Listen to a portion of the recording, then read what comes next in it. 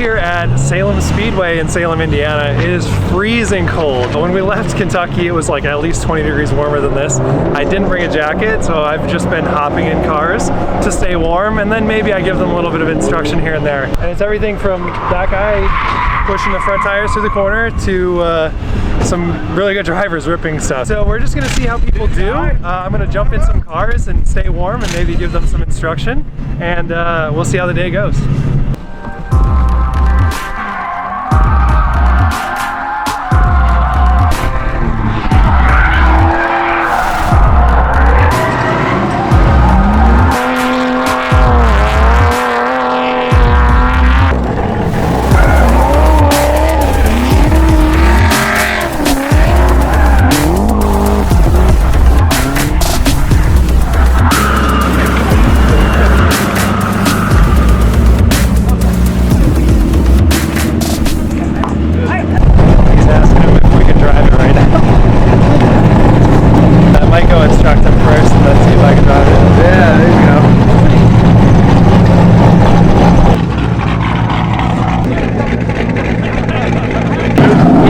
That car for $85. And he already hit the wall with it once. It looks like a blast. He's just like, just don't hurt it. I know it was only $85, just don't hurt it. And I'm like, well, you can't jinx me like that. But no, we'll be.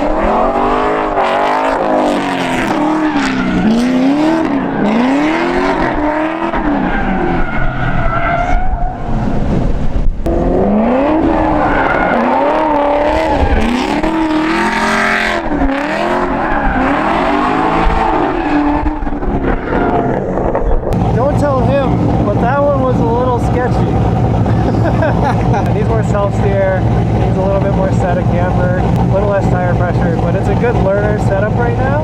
I just think that this angle kit is definitely lacking a little bit, and it needs a little bit more work, but it is good to know, like, for me it doesn't feel good, and so he's not just chasing his tail, like wondering why it's hard to drive.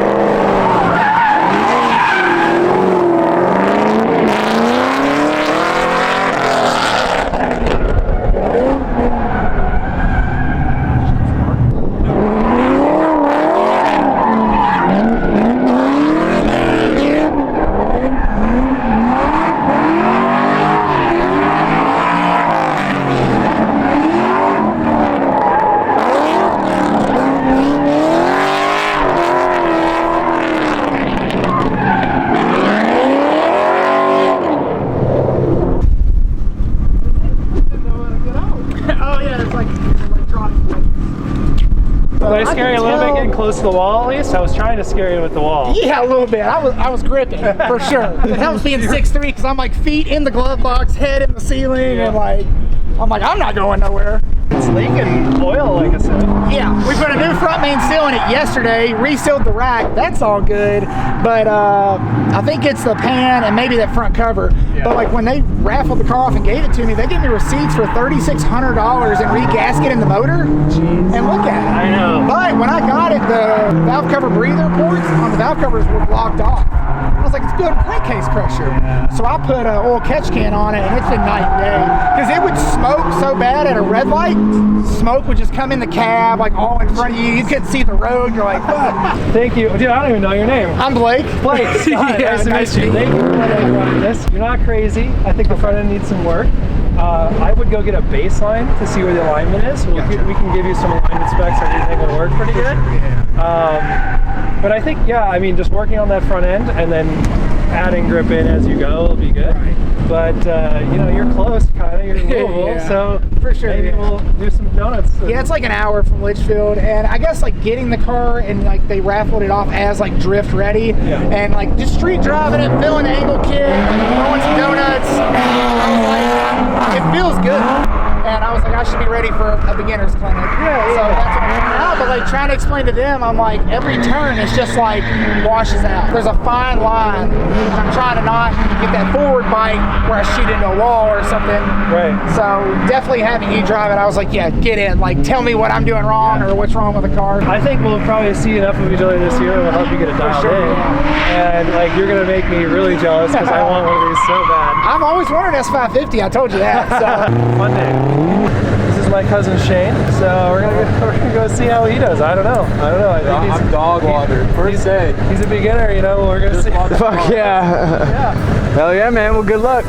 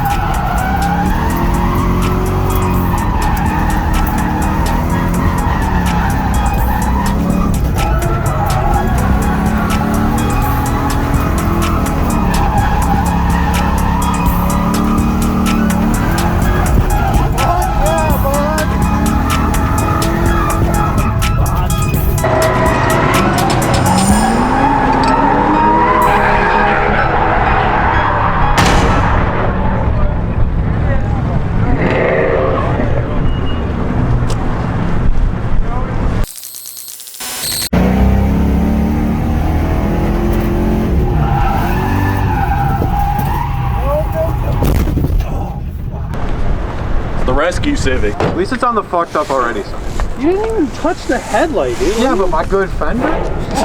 Oh no! My good door? No, look, you hit this hard enough that all four wheels came off the ground. No and you're like, shot. oh my god, my fender. That's engineering 101 right there. You gotta test the parts out. Drive the car there with no spares. We're the geniuses here. Luckily, we're not the guys who make this stuff. Otherwise, we'd look like real fools not bringing spares. That's great, dude. Well, why he had more speed than sense, you know? He's hucking it, dude. That's what happens. You gotta learn. Chucked it too hard. It's fortunate. Too many beans. Too many beans. Oh man. Literally, the last thing I said to him before he pulled off was, "If you wreck it, we'll talk about paying for gas to come back and get it."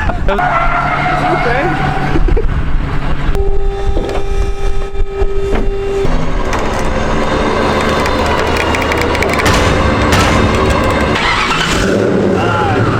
Just drive really slow and then the wide swing and just drive straight up.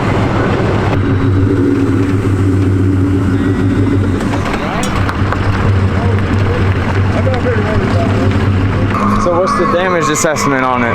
Well, I mean, I'm actually really pumped on it. I was pretty worried about that one. I felt it coming in. Everybody always gives me crap about the lower control arms on these, but it bent the way it was supposed to. Obviously, we drove it back out here with it bent instead of broken in half. And that gave instead of the K-member, which is exactly what the whole design intent was.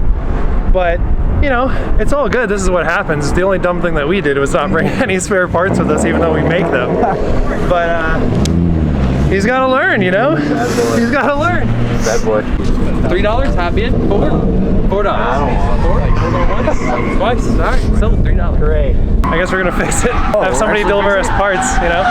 Uber car parts. For those people who don't know, Shane is my cousin, and he's from Wisconsin just like me, and I brought him down here to help out with Scotty D Race. He was legit shredding, and then this lap it just got him. But you know, this is what happens in drifting. You gotta be ready for this kind of stuff. We should have had parts, but it's not a big deal. You just can't beat yourself up about doing this kind of thing, you know? It's how you learn. It's about your second year drifting, pretty much? Yeah. Dude, it just like fucking grabbed. I don't know what the fuck That's happened. okay, dude, it happens. You were like ripping, man. Not many people go out and do the Riverside 50K layout. Like, that was shredding. You're balancing that wheel speed and ground speed limit. That's what happened. Like, you were too close in ground speed and wheel speed to like throttle out of it. But it happens. Like, I was gonna, yeah, it happens. You're good, man. All you did was break a free control arm for you, basically. Like, That's all good. We're gonna drive it home. It's fine.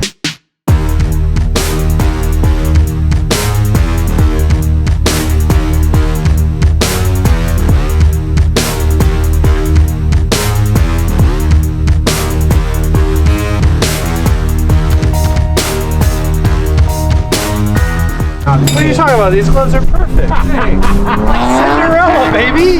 Told you I don't want to walk. Let's do all the gloves. Dude, premium. I'm gonna double glove it.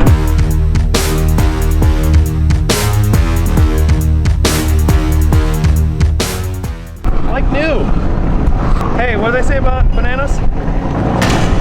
You gotta throw it away. Throw it away. It's good that it bends, you know, because if you make billet lower control arms or if you make them too strong, they'll just break.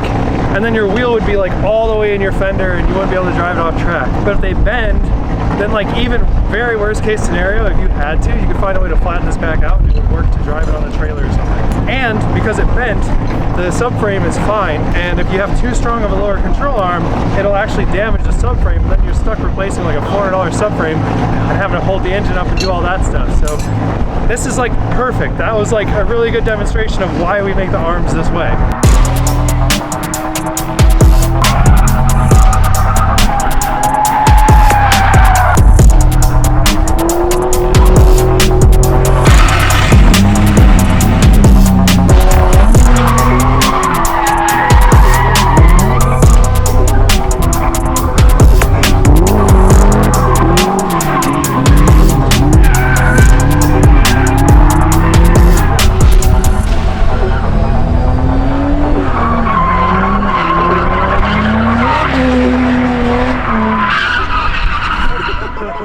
Well, I think it was a pretty good day with the exception of young boy over here. A little goofed, but overall not too bad. Drove some cars and had some fun. It's way too cold. I'm ready to go home, ready to eat some greasy food. But I'm excited to come back here. This is my first time at Riverside Track. And since we'll be running the 50K here, I needed to see it. It's a little more sketchy in person than I thought it was, but I'm ready for it now. So yeah, see you there.